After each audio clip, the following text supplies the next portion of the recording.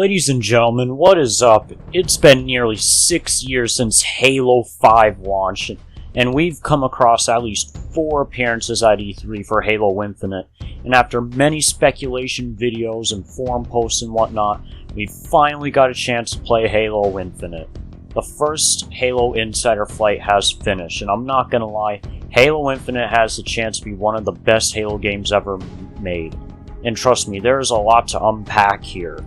So starting off with the campaign and certain pieces of promotional material we've seen for the game, and already we have a nice cutscene of Master Chief floating through space wreckage and debris, as a nice piano plays. The pilot is talking in the background, and it's almost like Halo 4's promotional material. And even a new Cortana? And of course, don't forget that it is confirmed that we are continuing the Halo 5 story, and that characters from Halo 5 like Locke, Palmer, Lasky, and others we will find out about at some point in the Halo Infinite story. Old Cortana is apparently gone. I hope this new Cortana can take her place properly, and she's called the Weapon, and that the story might revolve around what happened to the real Cortana. I'd say the dialogue and delivery is pretty good here, other than some slightly forced dialogue from the new Cortana. Your head or something? Don't you remember? My instructions were to enter this installation, imitate Cortana, and lock her down for retrieval. Steve Downes, as usual, is phenomenal as Master Chief. This wasn't the mission. The missions change. They always do. And this story really seems to be combining all the elements from previous Halos that made their story so great, and even using elements 4 and 5 had that were good if not decent. Now as for the story involving the campaign gameplay we've seen so far, it's absolutely great. And is the campaign we should have gotten 5 to 6 years ago. The story in Halo Infinite so far, from what I have seen, is that the Banished have taken over most of the world at the moment, and the UNSC has apparently mostly been defeated and scattered around the world. And I would assume the Covenant is pretty much gone at this point. And God, do I love the inclusion of the Banished so far.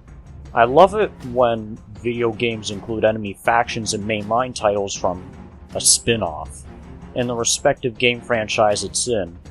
And to see them include the Banished from Halo Wars 2 in there was really a sight to behold, as the Banished were this interesting faction in Halo Wars 2. How they were originally in the Covenant's shoes and then betrayed the Covenant since they didn't believe in their beliefs and that they were all lies and that they just wanted slaves to work for the Prophets to do their bidding. And Atriox and other groups revolted against the Covenant, and they were called the Banished. And Atriox was a really good character with a lot of good mystery behind him as a leader of the Banished. And he was really a sight to hold when he first stomped in a fight against 3 Spartan 2s, and really gave off a frightening tone to his character as well. I do feel like this is such an upgrade to what Halo 5 Guardians had to offer, as Halo 5 had a lot of characters and plotlines going for it, but were very poorly used in the campaign, and most of them, dialogue-wise, felt like cardboard cutouts with little to no personality in them, and certain character interactions were pushed aside even in some cases. This was happening. We'll discuss that in private, Doctor. Palmer. What has she done?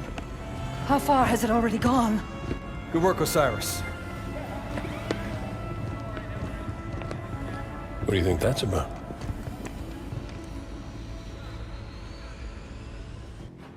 As for Halo 4's story, it was good, I guess. It did have its rough, weird moments, however.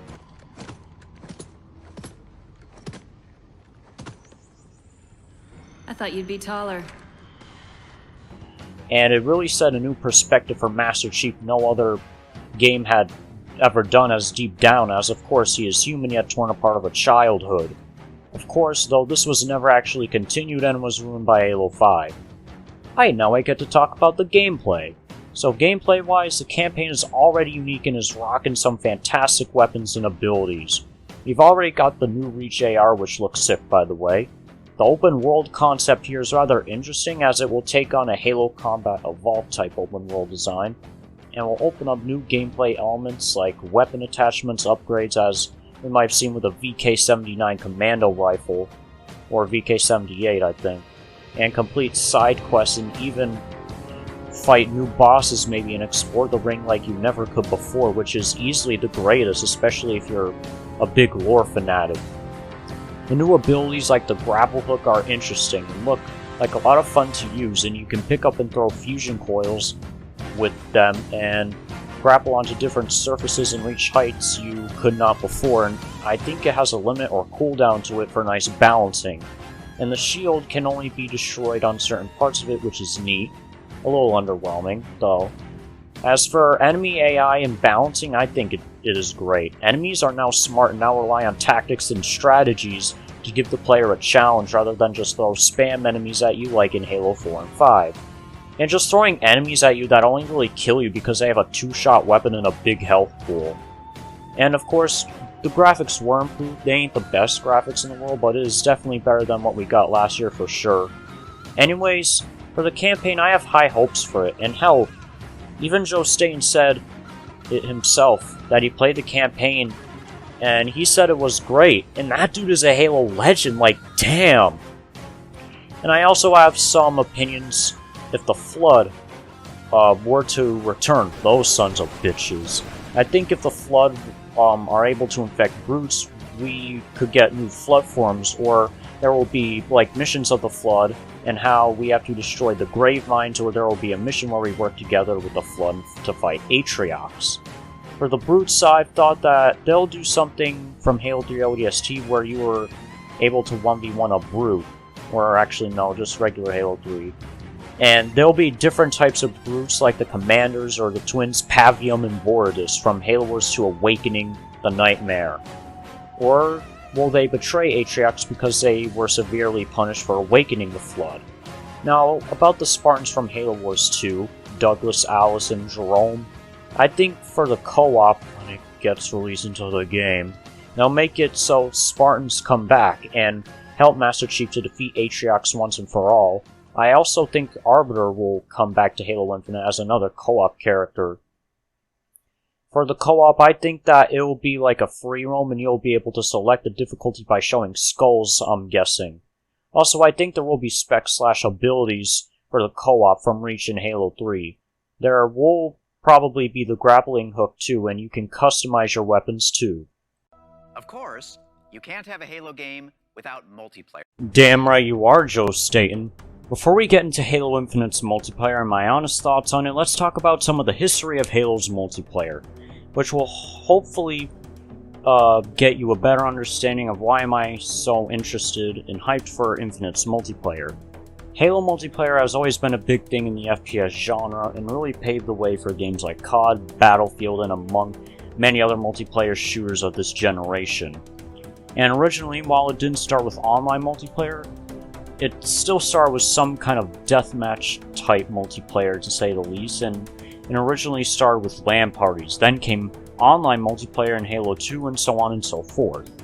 With easily the most hyped up feature being the Sandbox, from many beloved weapons and vehicles, a few fan favorites being the Battle Rifle, Plasma Pistol, Rocket Launcher, Plasma Rifle, Grenade Launcher, Frag Grenades, and Sticky Grenades, and fan favorite vehicles being the Warthog, Scorpion, Banshee, and the Brute Chopper, just to name some fan favorites. And every Halo game has had a wide variety of maps, a few fan favorites being Blood Gulch, which is known for its wide open area for people to do basically anything, and was even the map that Red vs. Blue was first featured on. Lockout from Halo 2, Ivory Tower from Halo 2, Guardian from Halo 3, and Valhalla from Halo 3, just to name a few iconic Halo multiplayer maps. And as for game modes and content, Halo really had a lot going for it, with modes like your basic 4v4 arena deathmatch mode, 8v8 big team battle, capture the flag, oddball, invasion from Halo Reach, Griffball, Firefight, which is Halo's version of Horde mode. And talking about some of these modes, Halo was really iconic deathmatch-wise, as it kind of has that good old classic shooter vibe where you spawn with just a pistol and an assault rifle. And in later games, a pistol and battle rifle and other special weapons and abilities as well in later titles will be scattered around the map, and players could try to fight over them rather than trying to go the tropes of COD and having loadouts. And really added a unique skill tree that not many shooters, especially at the time, could achieve. So let's say the map has a rocket launcher, and the rocket launcher in Halo has always been a really useful power weapon that can kill a player in one hit if aimed at the right position. Now, because the rocket launcher is particularly useful and it spawns in a particular location on the map, players are going to use their skill and fight for that weapon. Not only that, but Halo titles also had these things called power-ups, which were the overshield, active camouflage, and even a speed booster power-up seen in Halo 4 and 5. Overshield does exactly what you'd think it would.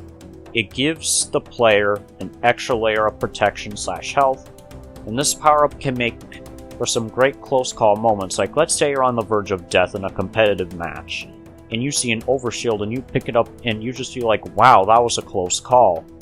Active camo can make you partially invisible, which can make for some nice sneaky kill moments, and speed boosts boost your speed, of course. And with all of these being very special things on the battlefield, of course people are going to fight over them, and they spawn on certain parts of the map just like power weapons. And the Halo franchise, especially Halo 2 and 3, really brought us together and really made the Xbox 360 the crown jewel of socialization online. In Halo 3 and Reach, and I think 2 a little, even had these things called custom games, where you and your friends can add custom settings to your games like Skulls, Snipers Only, Griff Ball, which actually originated from custom games, Garbage Man, which is a game mode where there is a garbage man, which is outside the trash compactor and is also on a time limit. He needs to kill the inhabitants of the compactor, but the problem is he doesn't have the tools to do it himself, and if he goes in, he's almost certainly dead. The solution? Push crates, fusion coils, vehicles, and more into the compactor, and hope to crush those unlucky enough to be inside. However, if any of those people survive for the full time limit, they win the game. Speed Halo, where a lone zombie with a gravity hammer must chase down and kill the other players who are only armed with a Warthog or other vehicle of their choice. The catch? This whole map takes place on a steep and closed ramp with teleporters that loop from the bottom to the top. Because of this setup, the Warthog drivers end up gaining more and more speed, eventually tumbling, careening downhill, while the lone zombie does his best to try and hit them. Racetracks, which is exactly what it sounds like since there are vehicles in the game. Dodgeball, which is also exactly what it sounds like. Jenga, where the original point of Jenga was to take away the most blocks you could without causing it to fall. The Halo version is all about knocking blocks away. Generally, there's a stack of cinder blocks, a wall of crates, or other such perilous perch suspended in midair for several players to make their home. Around them, there's a bottomless pit that the opposing team aims to knock them into. Using gravity cannons, they launch vehicles, crates, whatever they can at the opponents, but not with the goal of hitting them. Rather, by destroying the wall, the tower, whatever they're perched upon, the goal is to send them into the abyss. Open season, which is basically racetracks, except this time there's a sniper that is trying to snipe you off your vehicle. And of course, if some people get to the finish line, the sniper loses, and vice versa, of course. I could go on, but there are a lot of great custom game modes and other awesome Halo staples that brought us together, just as much as custom games was Forge mode, where you could make tweaks to maps and edit them and place different objects around the map, which also was the reason why we have such great custom games today. And you know, as much as I hate a lot of what Halo 5 has done to the Halo formula, the Forge mode has it the best. And it easily has the most amount of features and customizability out of any other Halo game so far. And hell, I think some canvases let you make your things outside the map, which is cool. And Forge mode is the mode that also led to unique game modes and even maps that became official in Halo's multiplayer. However, greatness did not last forever. When Halo 4 rolled around, things quickly went downhill. In Halo 4's multiplayer, right off the bat, they had loadouts like COD, and it really didn't fit the gameplay loop that Halo always offered in the past. In the competitive scene in esports, they pretty much died off with Halo 4. Not to mention perks and kill streaks. Most of Halo 4's multiplayer was straight up a COD ripoff and wasn't Halo anymore. The sandbox was also heavily damaged by these changes as well. Most weapons you really don't want to use in the Promethean weapons? Oh no. With the exception of the binary rifle, incineration cannon, and scattershot, those were so useless. And as a result, everybody just used the weapons in their loadouts. Mainly the bolt shot. So right off the bat, skill is already useless as you can just dominate with one weapon that you just hold the charge up and fire at a player up close. And sprint was already bad as players originally could find their own cool and unique ways to get around and even quote-unquote get out of the map. End quote. Sometimes, with sprint however, that form of movement skill was completely removed. The maps were just so generic and lazily put together, which also didn't help. As for vehicles, well, because of sprint and the not-so-open, lazily put-together maps, vehicles became almost completely useless. And the only real vehicle we got in Halo 4 multiplayer was the Mantis, which was good of course, but it doesn't solve the issues present in the multiplayer though in the long run. With Halo 4's multiplayer, Halo felt like it had fell from grace and wasn't so iconic anymore. And then we got Halo 5. And already off the bat, things were not going so smoothly. First of all, the game released with the least amount of content out of every other Halo title, and the advanced movement was already damaging the core experience that Halo was known for. And you had things like ground pound, thrusters, Spartan charge, sprint, and dash/evade. And this was really damaging the main thing Halo was known for, the sandbox. Every weapon in the game is pretty much a laser, and they had to be that way because of the fast mobility in the game. And maps as well had to be changed to fit the new movement system as well as the whole movement skill thing as I said before. It's pretty much gone here, and 97% of vehicles became useless. Warzone was just a MOBA in Halo 5, of course, where players had something to defend and something to attack and take, of course, which is a neat idea on paper. However, this led to one of Halo's worst ideas ever. Rec packs. And these packs contains weapons, weapon variants, vehicles, and power-ups. Now, do I even need to explain why this takes away skill from the most out of anything else in a Halo game? In fact, 343 Industries easily made one of the worst responses to the community's reception on the matter. Have single-use cards. These are for your vehicles and power weapons, like this magnificent, perfectly crafted death delivery device. Wait, won't rec packs with special weapons break the exquisitely refined balance of arena multiplayer? Secure your noise hole, soldier! Grown-ups are talking. Damn it. Yep, they just wanted to make money with that trash. And Warzone Firefight is just a dumbed-down version of Firefight. Wrecks are involved, of course. The boss fights are mostly just the same bosses from the campaign, and common enemies either driving a vehicle or just having a bigger health bar.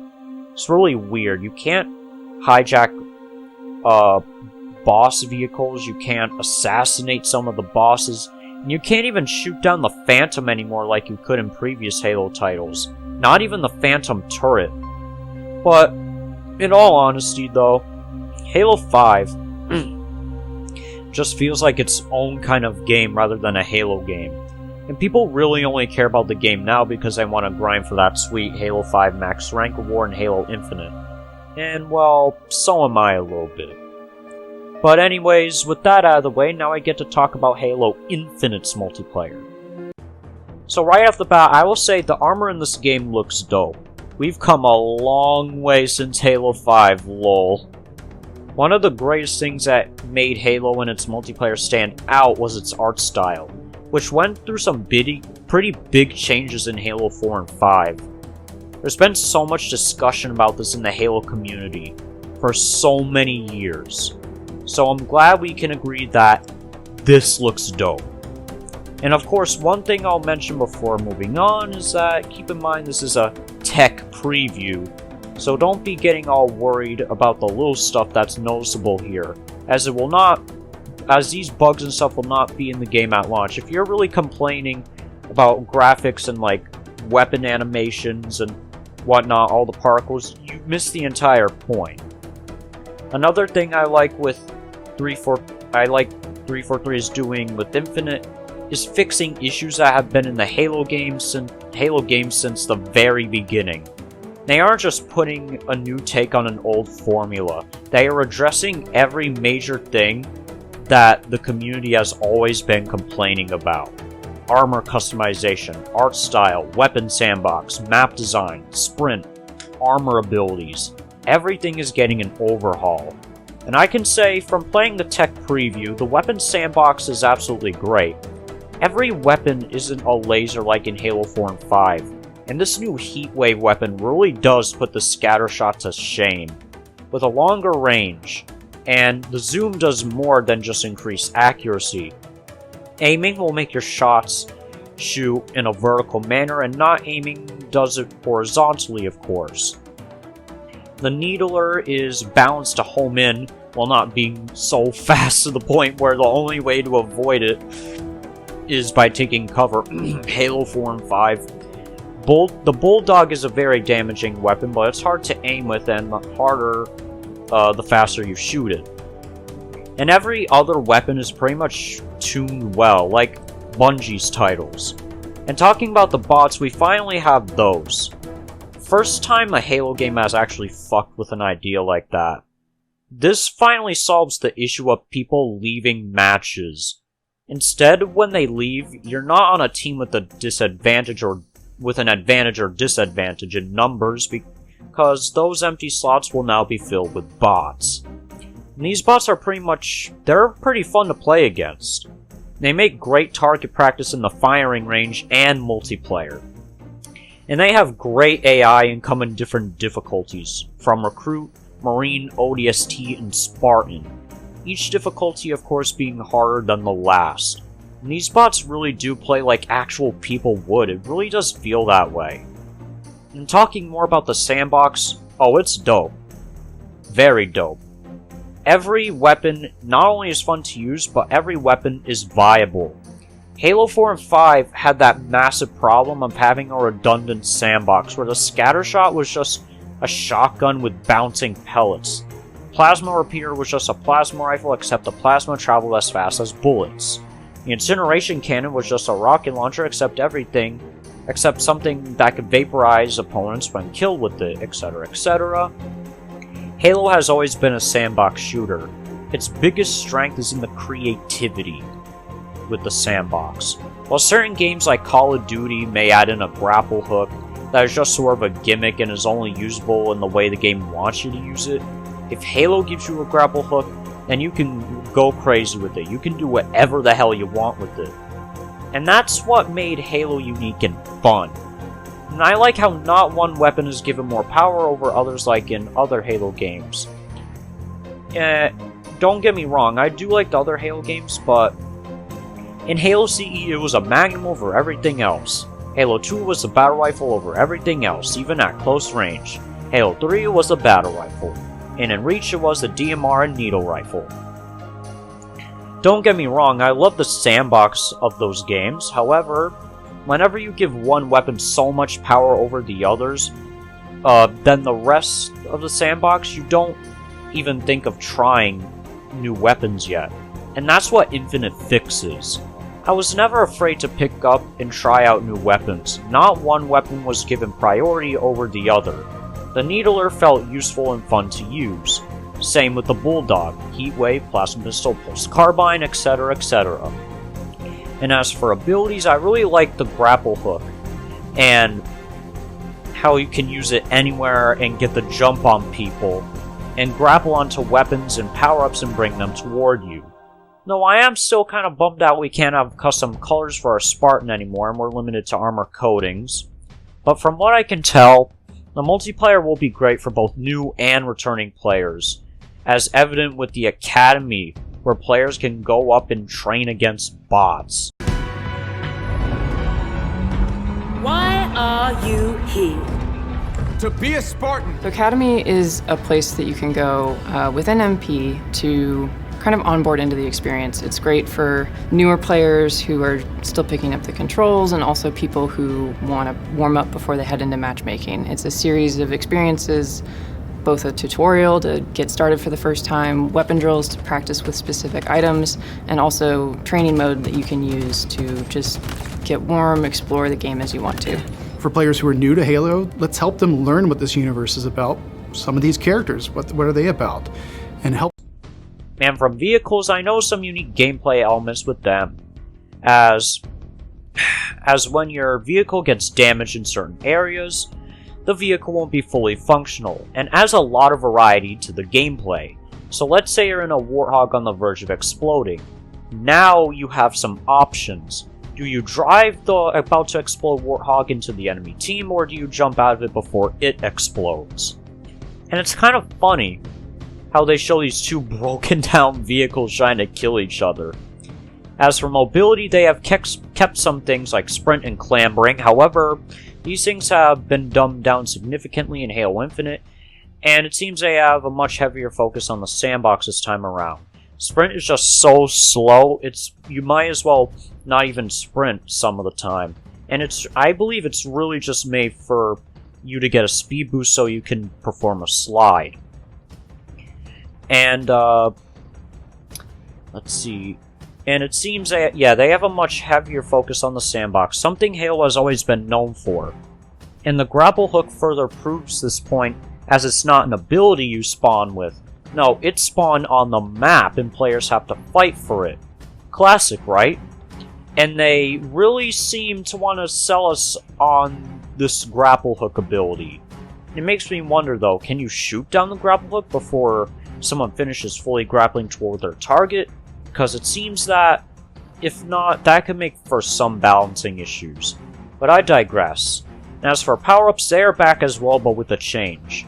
When you pick them up, you save them in your inventory, and then you can use them whenever you wish. This also makes for some great gameplay moments as well, I would imagine. But I do kind of like the more classic approach to it, where you run over it, and you instantly use it. But it's still fine nonetheless. They did take out dual wielding though, which is a small bummer. However, the biggest bummer for me out of anything is they removed playable elites. These added so much depth to Halo multiplayer, and people would have all sorts of fun with them, and added a lot to the Halo machinima side of things. But they have been taken out, and who knows if they will ever add them down the line. And I noticed with the Warthog there is a version that supports 4 players in it, which can make for some really great plays in big team battle, and even a placeholder in the back of the Warthog which can be used to store a weapon in the back, something that is unique to Halo Infinite. Overall, I really think Halo Infinite is a return to form on the multiplayer side of things. And as for Forge and Firefight, when they get released after launch, I hope they can deliver on that end as well. Not a big part of the video, but something I want to definitely briefly talk about. The music. Now the music is definitely something that needs to be done right in a Halo game. Halo 4 and 5 had like 1 or 2 alright tracks, but the rest were fairly repetitive and forgettable, and didn't feel like Halo, but rather its own kind of music. Now I could drone on about how Halo 4 and 5 flop with the music, but that's not what I'm here for. Plus I'm not trying to use copyrighted music, so I don't get content IDs on my videos, and Halo 4 and 5 have those kinds of tracks. But anyways, getting to it, Halo Infinite's music, it is really great so far and is super memorable to me. It really has all the instruments and all the flows with the instruments that really make a Halo game. And fast-paced tracks too, that hype up your heart and whatnot, and ones that just want you, that are so relaxing and they make you want to take a walk in the damn woods. And that's all I really have to say for the soundtrack. I might even review the soundtrack when the game fully comes out.